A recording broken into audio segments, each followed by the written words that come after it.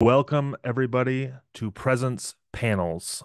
My name is Chris Lunsell. I'm the Director of Content here at Luxury Presence, and I am so excited to be your guide today in a thoughtful, provocative, and maybe a bit of an eyebrow-raising discussion around the NAR settlement.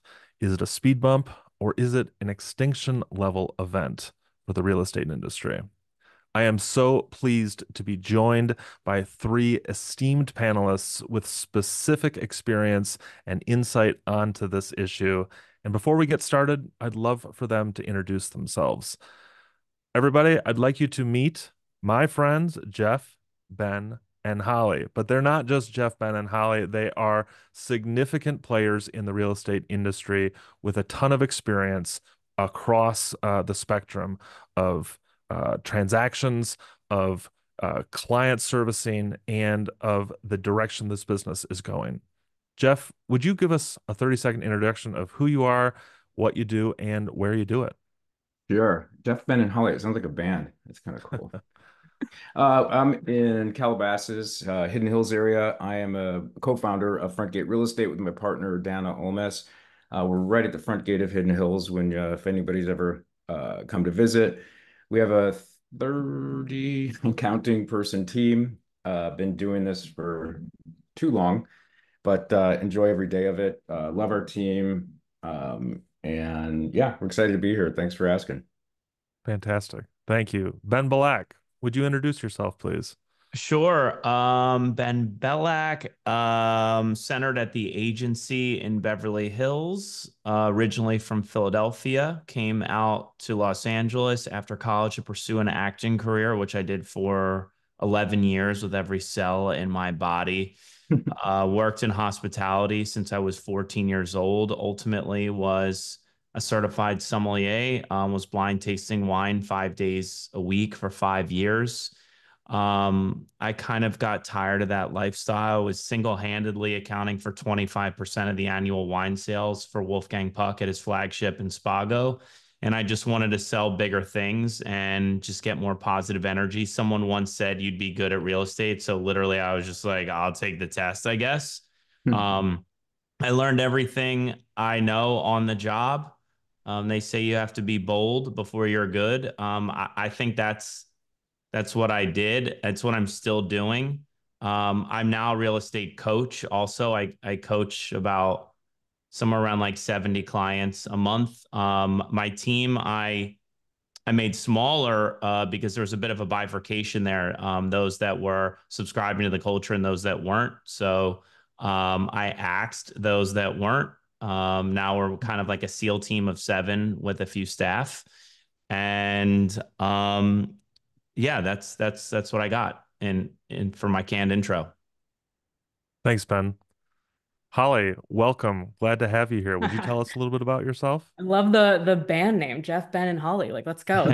Let's skip this and just start recording music. I'm Holly Meyer Lucas. I'm in the Jupiter area of Florida, which is near Palm Beach. It's between Orlando and Miami. And I started my real estate team kind of accidentally, on purpose, infamously, year one. What put me on the map was working with professional athletes and entertainers in our area. My husband played baseball forever, so my sphere was baseball people. And I always say what kept me in the business was just doubling down when it works and bailing when it doesn't, when it comes to everything marketing and running my team. I have a team of about 30 here. And I coach as well. I just launched a coaching program and I love that I love that we're having this conversation because conversations like this, for anyone in the audience, conversations like this is what made my career. Just listening to people that have been there and have experience. And I applaud Luxury Presence fully for doing this. Well, thank you, Holly. We're glad to have all three of you here. Here's just a quick rundown of how today is going to work. When folks signed up for this Presence Panels discussion, you were given the opportunity to ask a question.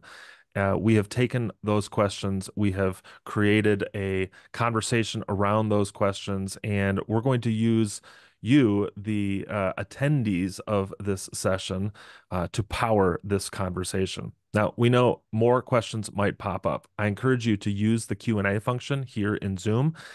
If the questions make sense with the direction of the conversation, we'll do our best to slide those in. As we get started, I want to just jump in on some of the issues that are most at the top of mind for agents operating in the United States right now. It's the new landscape, thanks to all of the NAR conversations, lawsuits, and proposed settlements. Ben, why don't we start with you? Has your process or mindset changed since the NAR lawsuit settlement rules have begun to be enacted? What's changing for you as an agent? I think the macro changes out there there's some really good things that have come out of this. Sadly, there are some things that are not great. I think the days of a junior agent or someone who's trying to build their book of business working with buyers saying, oh man, I showed someone 20 houses and then they went directly to the listing agent. That goes away, right? Because you now have the choice of saying before touring, you have to sign an agreement. So that goes away. That's a positive. I think the days of you swinging your arms in the markets like New York and Los Angeles and hitting a real estate agent are over, because now more than ever, this is a skills-based business. You don't just have to be skilled in real estate, you have to be skilled in many things. So those that aren't skilled with the exact words to say, that are just have their license on the side, I think there isn't a place for them in our business anymore, which is a good thing. It's always been a very low barrier of entry on a national level to help people transact on their largest and most likely some of the most emotional transactions of their life. So I think that's a good thing that there's going to be less of us. Sadly, I think the agent representing the buyer has lost some very important leverage in that previously, under our old standard of practice, the buyer's agent's compensation was established at the time of the listing agreement being signed. The gross compensation was negotiated then. Now that we've added in a new negotiation at time of offer, I think that the buyer's agent has lost leverage in that. I'll give an example. I think that we do have lock-in effects creating built-in low inventory. Let's say for the next 5 years, there is just a meaningful piece of every marketplace where people have 4% or better. They're not going to move, which will tighten inventory. So with those, if a buyer's working with an agent, and in my state and Jeff's state, where you can only have a 90-day agreement, that's going to expire and potentially you lose that buyer client at the end of that. You're not going to stand in the way of the compensation. When now the buyer's identified a house and the buyer's going to have to make up a delta of that compensation the seller won't pay. I think most of the time buyer's agents are going to be forced to reduce. So I think there's going to be some compression on the buy side just because of when the buyer's agent's commission is established. Yeah, I agree. Holly, I want to jump to you here. First of all, any thoughts on what Ben has to say here? And I'd love to hear this through the lens of, and I'm going to brag on you for a minute here, as a recent finalist for the Inman Innovator Award. Tell me a little bit, thoughts on what Ben has to say here, and what approaches are you and your team, especially a team your size, implementing to deal with some of these changes? So I'm kind of accidentally innovative. Like when I see a problem, I find a solution and then I double down on it, and then it is what it is. I always say, if I had, like back in the day, if I had really thought through all of the changes that I was making on my team and the policies that we have in play, I never would have, like if I'd fully thought them through. So full disclosure, I'm out here just doing my thing. But when something is working, we will double down on it. And one of the things early on, and to Ben's point, one of the things early on that I started doing on my team was not representing both sides in a transaction ever. And it's something, when I started doing it in like 2017, 2018, the veteran agents in my market and the high-end agents would pull me aside and be like, hey, you know, you really like, you're leaving money on the table. And it was constant. People reminding me that I left money on the table. I have now sold 1,000 houses. And I would tell you that the times I have represented both parties at the same time, there are 4 different times. I was just talking to Glenda Baker about this on her podcast. 4 different times. Each of those 4 times, there are now 8 parties, right? So the buyers and the sellers. Each of those parties, I would argue, has the ability to come back and say that they didn't feel like they were fully represented by me. And I hate that. I think that the changes, and whether this is recorded, if the DOJ is peeping in, what's up, big brother? How you doing? I think that the changes that we're doing are so necessary for our industry. If you think about how we were doing things before in terms of not getting commitment from buyers, literally working with, like, think about this, guys. We were working with buyers and then getting all the way to the closing table without any sort of anything in writing that we were going to get paid. Like up until who here has had a transaction where at the very end of a deal, all of a sudden the buyer needs $1,000 and you're up against a wall and you have to pay them. That's asinine. Like it's ridiculous how we were doing things before. So I will say that what has happened as a part of this lawsuit and as the changes as a whole, I think are forcing us to be transparent. It's forcing us to have conversations on the front end rather than the back end, exactly how we do with listings. Like when we take listings, we have to have conversations about our compensation and we have to get on the same page with our sellers. And so it's just forcing us to do that with buyers. And I think that that's the most no-duh thing in the world for me. And I will say that my team and I have been doing this since 2017, 2018, partially because when buyers come unrepresented to us, we have to have those conversations. And the reason I'm saying this is because practice has made perfect with that. And if you're struggling with this conversation, and please feel this in your bones when I say this, it is going to get easier. If you're struggling having these conversations, getting these buyers to sign these agreements, I promise you, practice makes perfect. Get a role play partner. It gets easier. Trust me on that. Yeah, I couldn't agree more with you, though. I think that there are going to be agents, maybe some agents that are listening in today that maybe fall into the camp that Ben identified earlier, which are maybe these part-time generic, no name, no face agents that don't have a ton of practice or even a ton of time to dedicate to real estate. These sorts of changes are going to weed some of those professionals or semi-professionals out. I'm curious though, Jeff, from your perspective, you have you've worked with a lot of clients, just like everyone here. I think your website bragged specifically that you've delivered more than 1,000 bottles of champagne, which is an incredible metric, by the way. I don't. There needs to be a counter for that. You clearly see a lot of clients with a lot of different needs. Do you think that these changes, let's turn to clients for a second. Do you think that these changes are going to affect clients universally, or are there going to be certain sects of the market from a client perspective that are affected more than others here? Are some going to get benefit and some won't? What are your thoughts there?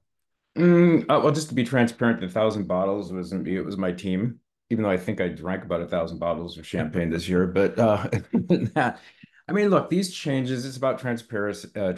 It's about adapting to this market shifts. In my opinion, and Ben can chime in because he's here too, in California, commissions have always been, I've never seen them be not clear. You sit down with a client, it's right there. You're paying this, you're paying this. Never had an issue. No one's ever said anything about it. Never has this come up. So that it was kind of curious to me going, wow, why is this happening here when it happened in, I don't know where this originated from. It's like COVID. It was like a bat or something in a market or something.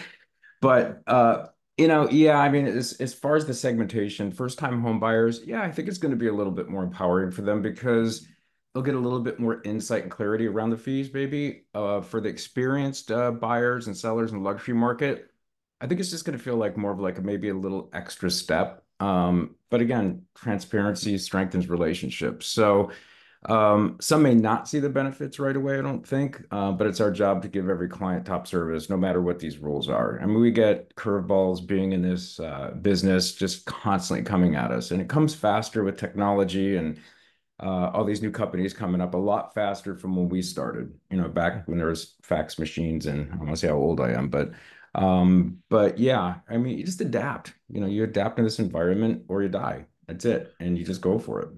So on that note, let's talk about some adaptation. Um, the next the next shoe to drop, is it clear cooperation. There's a lot of conversation happening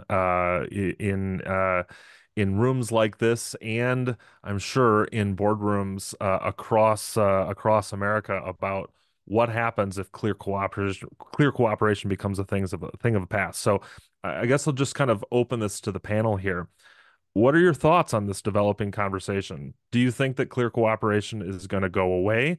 And we'll just start with, is that a good thing for real estate as a whole? Anybody have existing thoughts there? I mean, for me, like most markets don't even have pockets. That's number one. They really don't. It doesn't matter to like 99% of the marketplace. So I don't know why the employees are telling the employers the rules. The employers set the rules and policy. We are servants. And if someone wants to list their property privately in markets where there are pockets because they want to have discretion or there's potentially press ramifications, they should be able to. And if that lessens the amount of people that see it, that's their choice. It should not be decided on a national level. I do think there are a lot of talking heads on the internet that are CEOs of brokerages or creating new organizations that have different interests.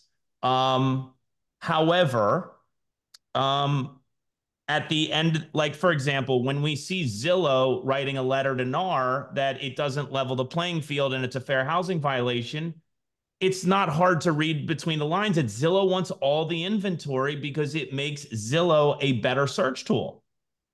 And then if you hear the agents saying it, they want to be able to add their value too. So I think everyone does have a biased approach. Now, that said, do I think everyone out in the world, CEOs of different companies, data firms, consumer-based search sites, the real estate agents themselves, do we all have a duplicitous view on things? No, I don't think so. But I think we have to be careful. And at the end of the day, I personally think it should be up to the seller. If I want to sell something on like out of my house, like let's say I've got like a Peloton piece of equipment, if I want to advertise it on Facebook Marketplace versus Peloton's website or wherever it may be, that should be up to me.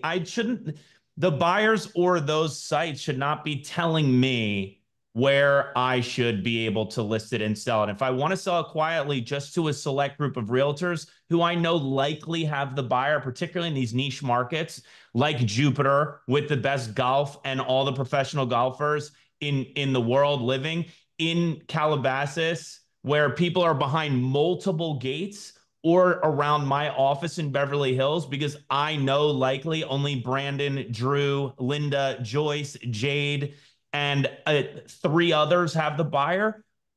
The seller should be allowed to make that choice. I think it's actually crazy that this came into place in the first place. Holly, I'd love to hear your perspective on this, given your specific experience dealing with clients who have likely a lot of privacy concerns, Yeah. likely have, maybe they have needs that aren't the same as the standard list of client needs. Yeah, so copy paste what Ben said. Like 10 for 10 answer. I think like I want to replay that over and over again and like put it in front of the Senate and be like, yo, overturn this because it's freaking ridiculous, even though they're not involved in our stuff. But regardless, there are two. One thing that I do actually disagree with Ben though is so the thing that put me on the map was that I sold a home to a famous person, and then all of a sudden it was in The Real Deal, and I was like, "What's The Real Deal? And how did it get in there?" Right before it even hit the tax records. Anyone that works with a celebrity knows how that works, right? Like all of a sudden your client is appearing online, and you're like, "Wait, wait, what happened?" Obviously now I know how to deal with that, but it was really, really, really freaking annoying. And it's the Ben, and for the family, I could talk forever about privacy issues. You guys know the drill with that. Where I disagree with Ben, though, is that certain markets don't have pockets. I actually disagree with that. I think that every market has a reason to have pockets: divorces, deaths, hoarder situations. I sold a house that was a hoarder situation a couple weeks ago, and it was that home did not belong on the internet. There are 15 different buyers for that home, certainly. And the slayers in my market, me putting that in front of them and saying, hey, give me a buyer, that violates clear cooperation. And I'm on record saying that, and I'm fine with that. I am fine with, and my brokerage might come for me for this, but I think clear cooperation is absolutely asinine. It to Ben's point, like it gives me the opportunity to call Ben out and have a fine against Ben for not giving me the opportunity to buy that Peloton because he didn't put it on Facebook Marketplace and now I want it. Like, that's ridiculous. And honestly, the thing is, if you was to Zillow's point, and not for nothing, like Zillow has like, if you don't have access to the pockets and the off market stuff, get better technology, get better access. It makes like my career is where it is because of my agent to agent relationships. And I worked hard for those, not just randomly putting stuff in the MLS, which a lot of agents have their business like level up. I think clear cooperation was brought about by mediocre agents who had mediocre access. And I think just get better. Like yeah, I could talk about that forever. I think that is hurting our industry more than anything right now. Jeff, I gotta, first of all, I want to just point out we're in the middle of a spicy conversation, maybe spicier than I had expected. So that's fantastic. Jeff, I'd love to hear whether or not, one, you have a take here, and two, are you preparing your business for a world where clear cooperation is no longer the standard, or are you kind of in wait and see mode here? I mean, you're always in kind of wait and see mode, and you always have to prepare. And and Ben and Holly for NAR president, by the way, because you guys rock. And I was like worried because I'm usually a mouthpiece of friends and people that I know. I just say what's on my what's on my mind. So I'm glad that we can openly discuss this There are because only 300 people here. It doesn't matter. yeah, it's all. But clear, think of what clear cooperation is. It's supposed to be cooperating clearly, right? And if you really break it down, is this clear to the consumer? Was this for the consumer, or was it for the class action attorneys that are collecting all these fees, that are paying kickbacks to somebody, or whatever the heck is going on? No conspiracy theories here, but your mind can go there. But there's something deeper here that does not make sense. This didn't make sense from day one. It doesn't make sense now. It doesn't make sense to any of us. And I feel like we're all just trying to wrap our heads around something that doesn't make sense. We're all for our clients. Look, we wouldn't be in this business this long, and we would have been taken out if we were not cooperating clearly or acting, do a fiduciary duty to everybody. Wouldn't be talking here if we didn't. And for the most part, that's what most real estate agents do. I think a lot of this was created for the ones that don't. And what's going to be really awesome about this, because I think it's going to be their kryptonite, because this is also what's going to kill them. Because, Ben and Holly, we've been through market shifts before. We know what happens to the agents that are not doing this full time or serious or have an integral part of doing this, for the client at the end of the day. So bye-bye. I hope this doesn't, don't let the door hit you in the ass on the way out, and we'll adjust accordingly afterwards. So, well, I just to kind of piggyback there, I think clear cooperation was spawned because the MLSs felt like they were losing leverage as a place to find inventory. And the MLSs, as we've learned through these class action lawsuits, are very much in bed with our association. And we're starting to see now, I forget what state it was. I'm sure someone on here will mention, they just made a request to, I know decouples kind of the word of the moment, their local MLS with the national. Only in our association are we forced to join our local, state, and national simultaneously. You don't get to choose which ones you want to join. And the when with the rise of a website called Top Agent Network, where only like the top 80% producing, the top 20% of agents doing business can be accepted in. This is one in Los Angeles, another one called the Private Listing Service, which was started by Chris Dyson at the agency.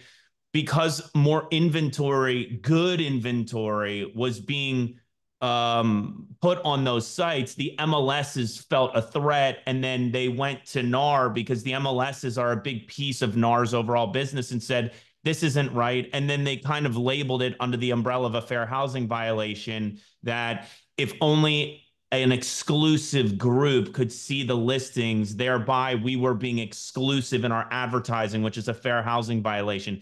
The truth of the matter is, and I'll sorry, this caffeinated rant will end right now, is that Most pocket listings are either an agent testing a high price to give a seller a quarter before the game starts, or a seller who's like, sure, I'll move if you give me a larger percent, like a premium over what we know the value likely is, including the seller, who usually is on the aspirational side of that range. So pocket listing, the market overall at large, putting something on the MLS, we usually actually see the true value, which usually, not always, but a good amount of those listed as pockets, they're not going to move for anyway. So just this focus on it on a national level, I just think is so wild and transparent. Yeah. Sorry, not to take up too much time on it, but it really is bothering me. I love it. I think it's and to your point, it, my home state, Michigan, is where the controversy or the calls for being able to decouple the requirement to join all of these associations at once happen. So it's these are real conversations that are happening.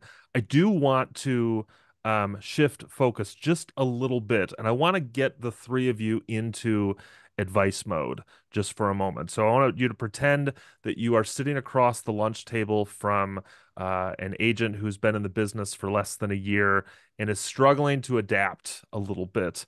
I want to talk about specific client consultations and objection handling. Holly, can we start with you? I'd love for you to share with us.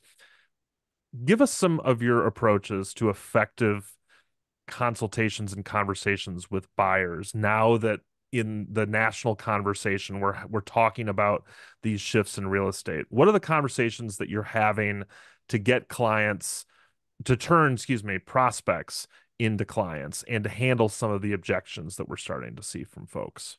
Yeah, so just to be clear, we're talking about having buyers agree to work with us, right? Like that's right. That's right. Yeah. Having Yeah. to sign formal agreements, having to Yep. have those compensation agreements where you weren't having them 6 months ago, those conversations. Yeah. So this is a case of shooting many fish in many different barrels where you don't know what your value is to a buyer until you ask them.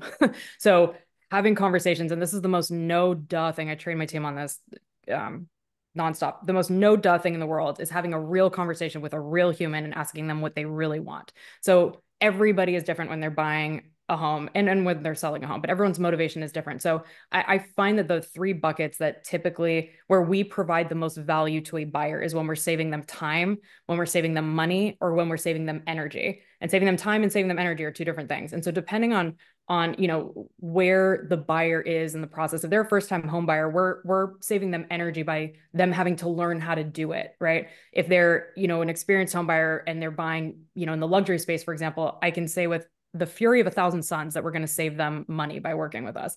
But knowing what your value is in the different buckets for what, if you look at what your clients are, like where they're coming from, and you look at why they have hired you in the past, I can almost guarantee you'll figure out what your value actually is. I would argue that the vast majority of agents right now, and this is actually kind of terrifying, the vast majority of agents right now don't know what their value actually is when they represent a buyer because we haven't had to really practice it in the past. Now, those of you, it's interesting what Jeff said about California having like that this was something that was transparent and that you were doing it. I didn't actually know that about California.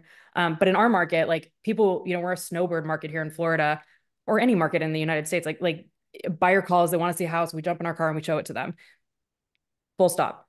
Listing agents, though, and if you're a listing agent, basically like reverse engineering your listing agreement and doing it now for buyers is what will give you the answer. And I said this before, and I'll say it again. I can't emphasize this enough. Practicing and getting comfy with it makes it easier. Yeah. Actually, you bring up an interesting point about the relationship between the conversations that happen between buyers and the conversations we've typically had with sellers in understanding that value. I want to shift really quickly to sellers. Jeff, are you finding that sellers are less interested or willing to pay buyer's fees now that it seems like the zeitgeist is that this is an option, or is this not even coming up in conversations with the clients that you're servicing? Oh, it comes up just because it's been put in their face, and it's definitely. I think it's more confusion. They don't really understand what it is. Can you explain to me what's going on here?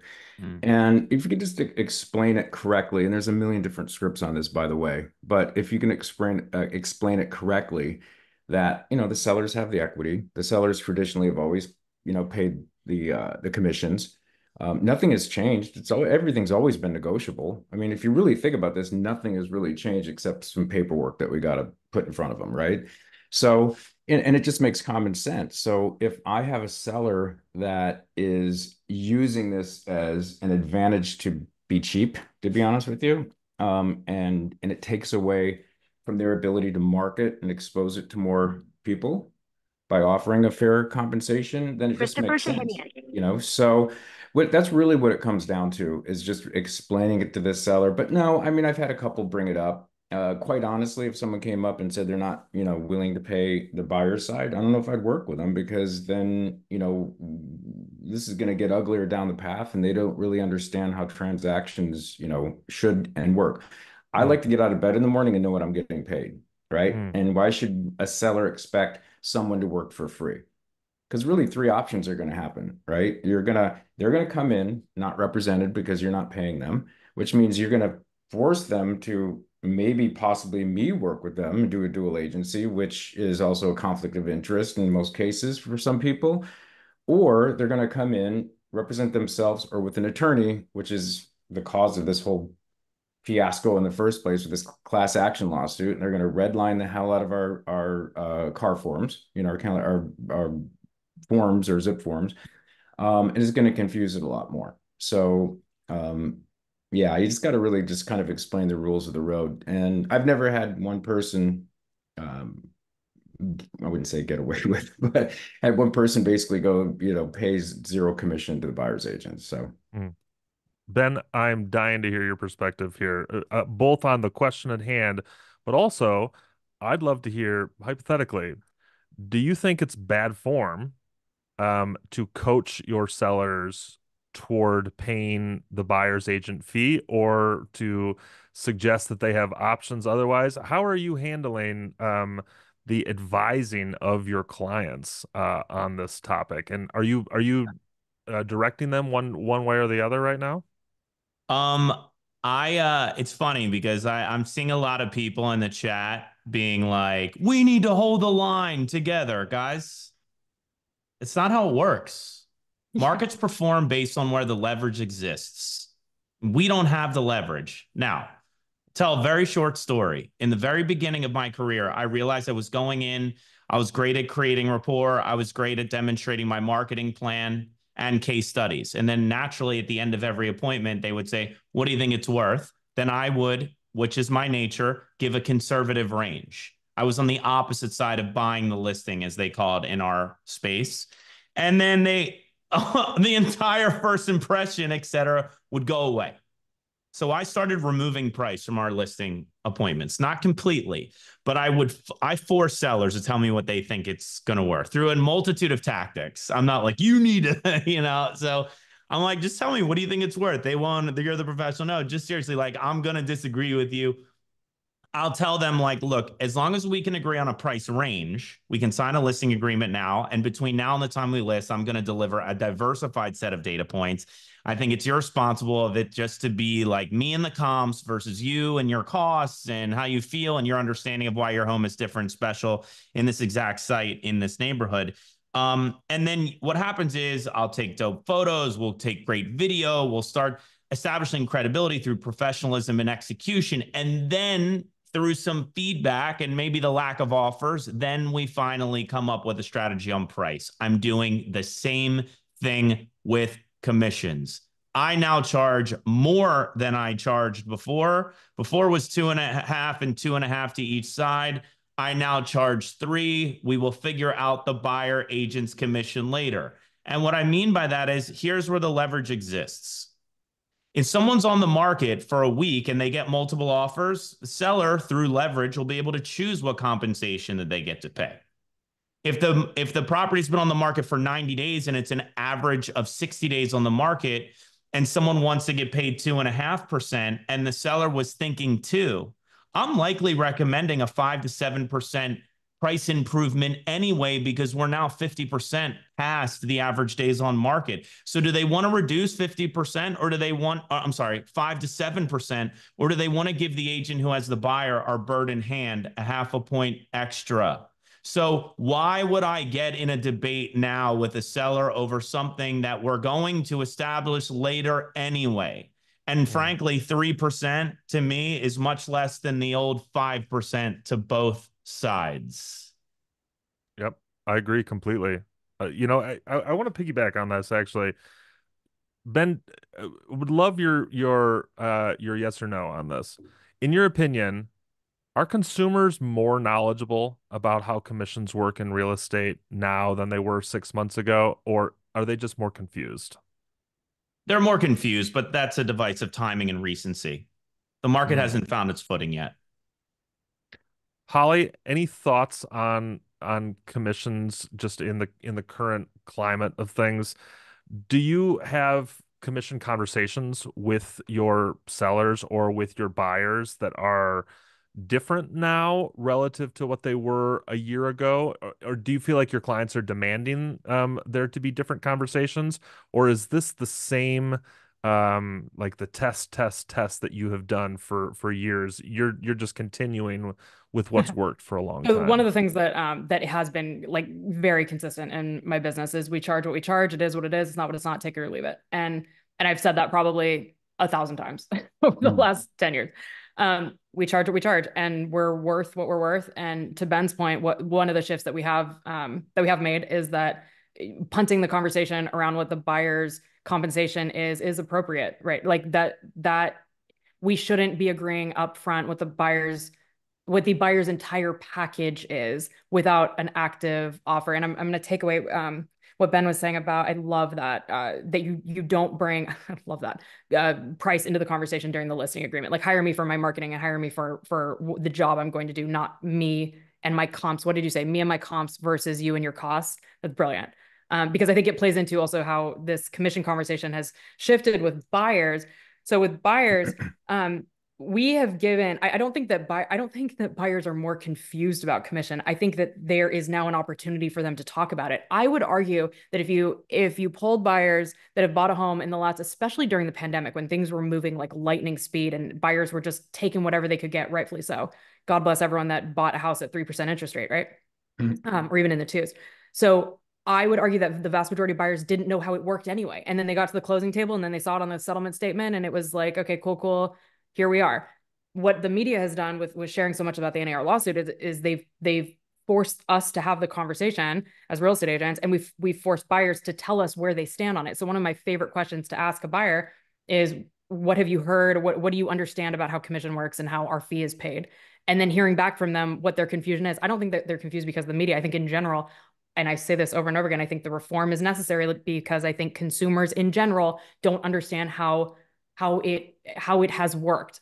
And I'm not talking about, like in my market, I'm in an extremely affluent market. In my market, people buying and selling homes know the drill because they have wealth advisors. They're affluent to begin with. But I would argue that in normal America, and I'm saying that kind of, take it for what it's worth, what I'm saying. In normal America, I would argue people get in an Uber and don't know how the Uber driver is being paid ultimately. Like and I would say the same thing about buyers, that they get under contract and they go, okay, my agent is going to be taken care of, right? In the back of their head, if they're a good human, not knowing what's what with it. Anyway, yeah. Yeah, I think you're absolutely right. It actually does bring up an interesting kind of additional layer here that, Jeff, I'd love to get your feedback on. There is this moment now that didn't exist before where where once it was kind of unofficial, there is now kind of an official point of negotiation for commissions at the time of offers and contracts. Jeff, would you say that there are specific tactics that either you use or that you're starting to kind of think about when it comes to um, uh, commission either requests or requirements as an element of an offer on a property? Yeah, I honestly think simplifying this process is going to be the whole key to your success because What's happening, what I see a lot of agents we do business with, and just talking with agents on my team, they get it in their head and they get confused, and it becomes like a fear. And then when you're nervous about something, you just come up with all the what ifs. Well, what if happens when it happens? You can't worry about, you know, going through life worrying about stuff that's probably 99% of the time not going to happen. So just simplify it. Know what you're worth, write it into your offer. Regardless, you have your agreement with your buyer, you know what they're going to pay you.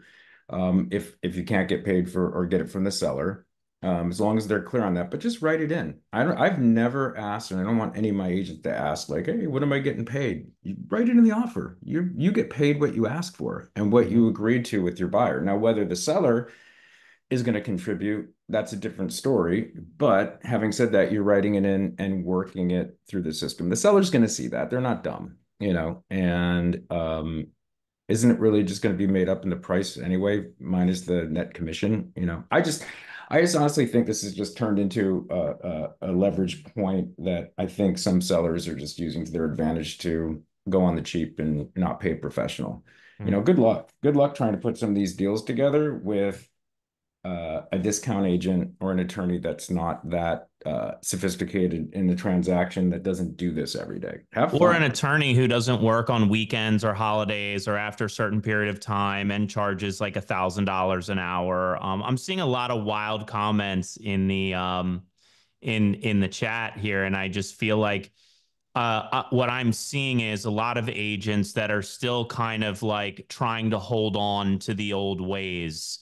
I heard Mauricio Umansky, the CEO and founder of my company, say that he got like a 6% commission on the buy side only for a massive, massive, massive transaction recently. And I know people are going to say, well, those people can afford it, et cetera. But like, you have to understand, like, if a seller is going to be getting a giant premium for their property and net where they plan to or above, they don't care about the compensation. We as real estate agents for so long have been so focused on the listing side, on the purchase price, and we so soon and so often forget sellers are focused on their net. And what these new changes have forced us, the real estate professionals, the real estate servants, to remember is the net. And by doing that in practice, we are in better service to the sellers because we make the net our focus, which is their focus.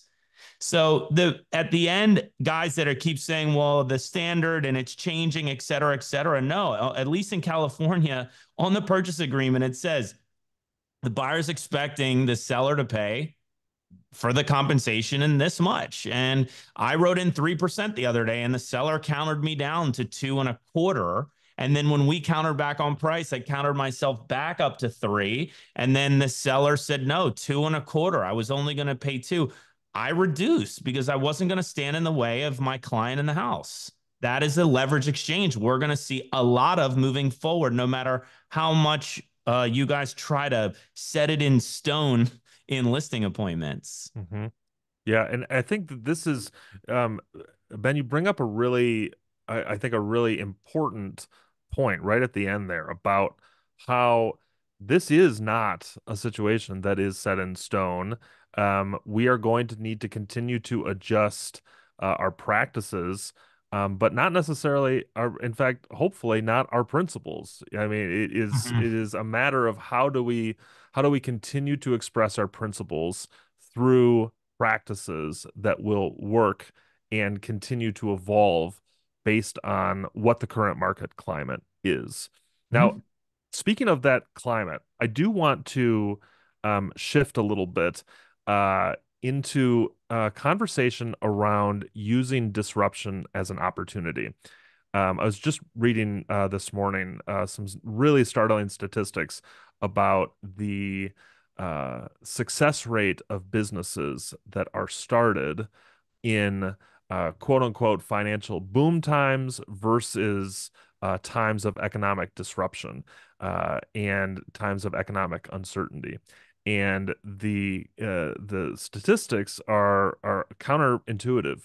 More businesses are successful when they are started in times of disruption and uncertainty versus times of quote unquote prosperity. So if we think about right now in the real estate industry as a time of disruption and therefore a time of opportunity, Jeff, why don't we start with you?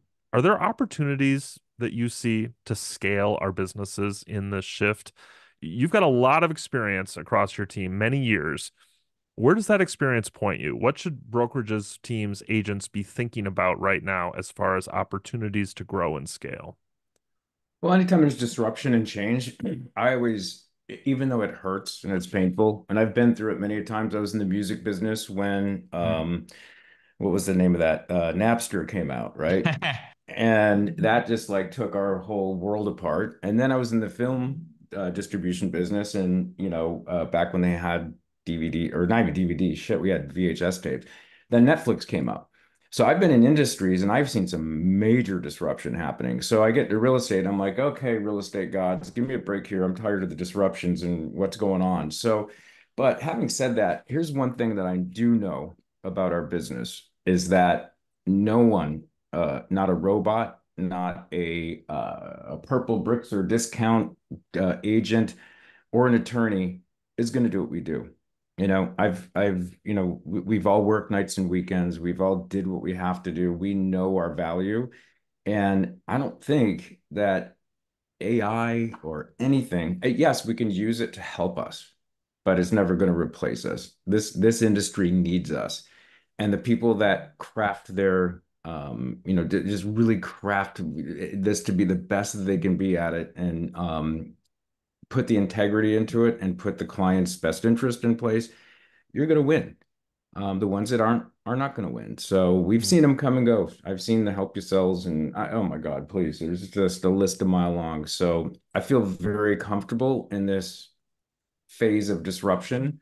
And it's fun. I mean, I think I was showing you earlier, Chris, we created an NAR broker bot, and you can ask it anything and we've loaded it up. I always say, hey, this is not legal advice, blah, blah, blah.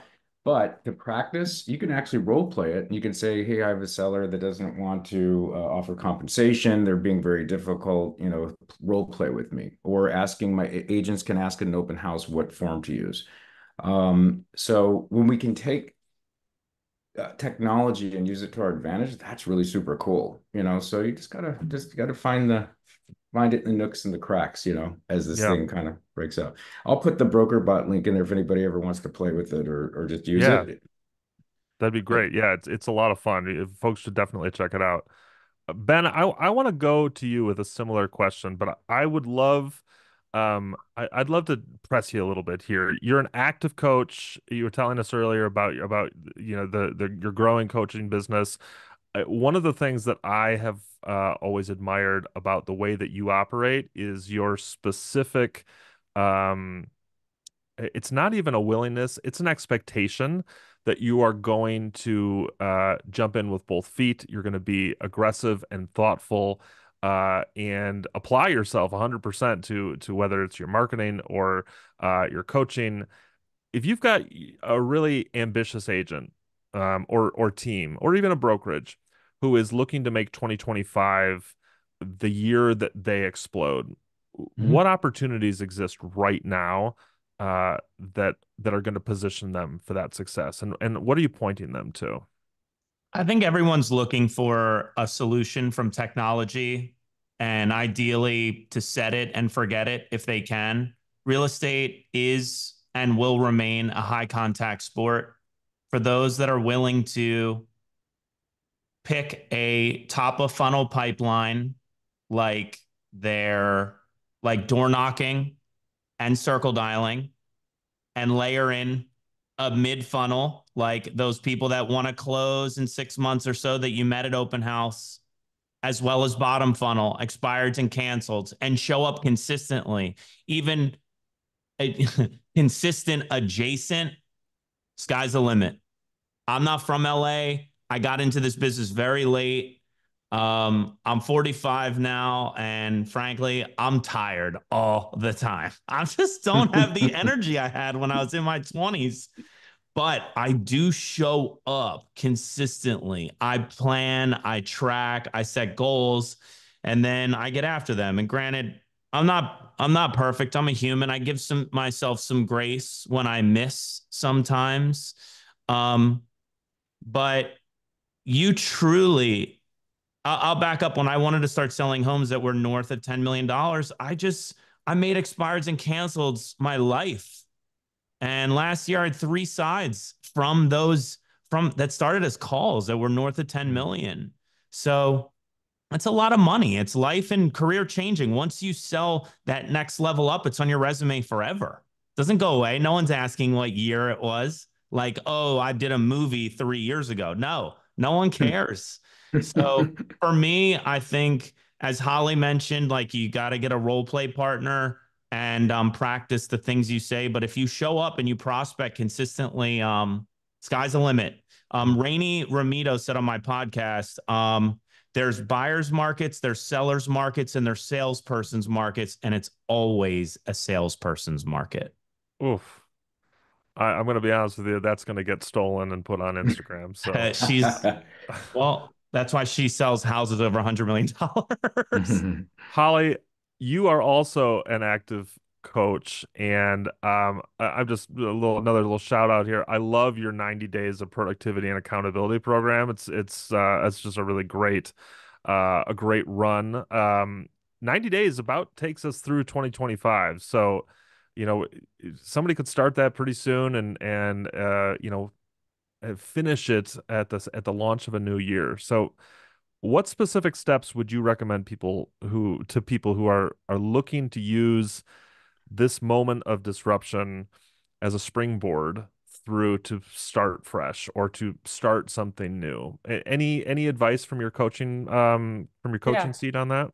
So we're starting a new session on October 1st, and I've always I've done this with my team for years. I firmly believe in taking things, especially with coaching and mentorship. First of all, everyone should have a coach. Everyone should have a mentor. And if you can't find one, you can't afford one, jump on Spotify.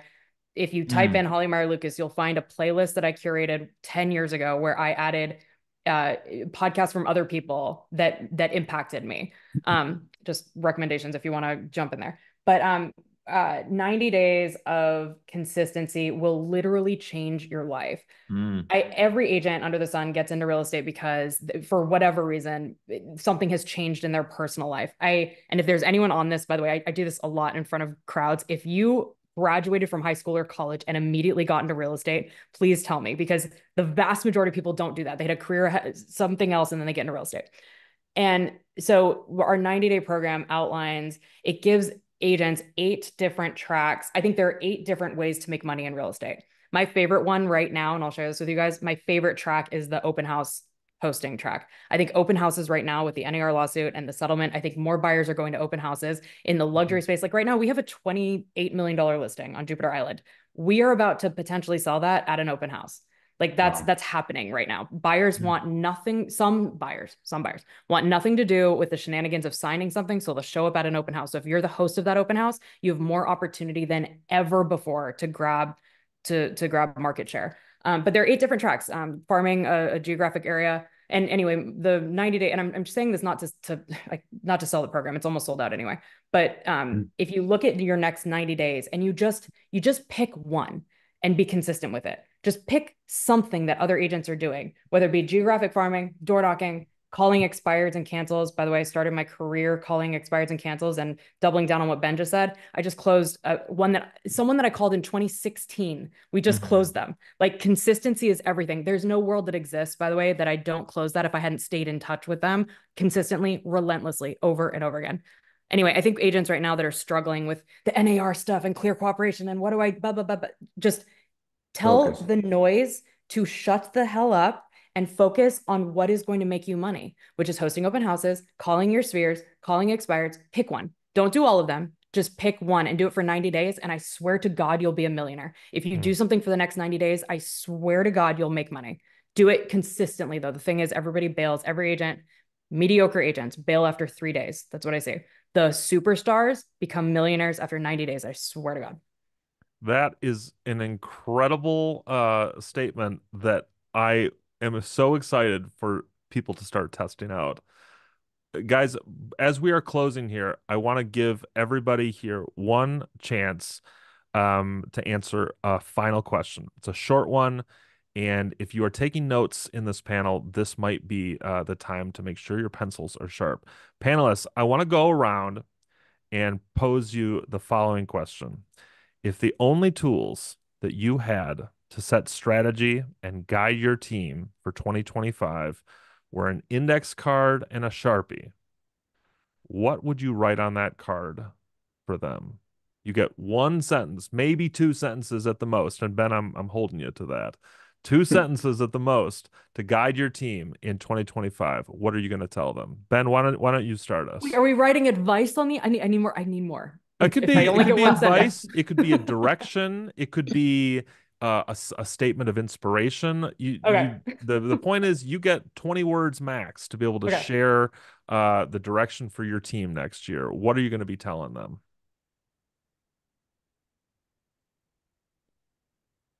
I'm counting how many words I have. 20, 21. I'll start. Go You ahead. know, look, Mike Dooley. I don't know if this guy's like amazing and I follow him, but thoughts become things, so choose the good ones, right? That's Thoughts really what it become. comes down to. Um, you know, when it comes down to anything, look, stay client-centric, right? Everything's all about the client. That's what this is all about. You know, leverage data, embrace tech, but keep it personal, like I was talking about earlier. Use the automations and everything, you know, your best to help you enhance it, but keep it personal. You know, adapt quickly and think long term, because long term wins the race. Holly or Ben, either of you want to go next? Sure. Consistency is king. The fortune's in the follow-up, and the opportunity is on the other side of discomfort. Oof. Amen. Holly, you want to close us out here? Yeah. So, long game, long game, long game. Like real estate is a long game. You might make $1 or $2 by doing one or two things well today, tomorrow, whatever, but I'll double down on this. You will be a millionaire if you do something consistently and you play the long game. With that, I want to thank Jeff Biebuyck, Ben Belack, Holly Meyer Lucas, for your contributions to the Presence Panel conversation. Thank you, everybody, for being a part of this conversation. It was so great to have you here, and thank you for your contributions. Your questions powered this panel today. We will follow this panel up with an email, including the recording of this session so that you can use it and refer back to it. And we'd look forward to seeing you again at another Presence Panels conversation. Thanks, everybody. Have a fantastic day.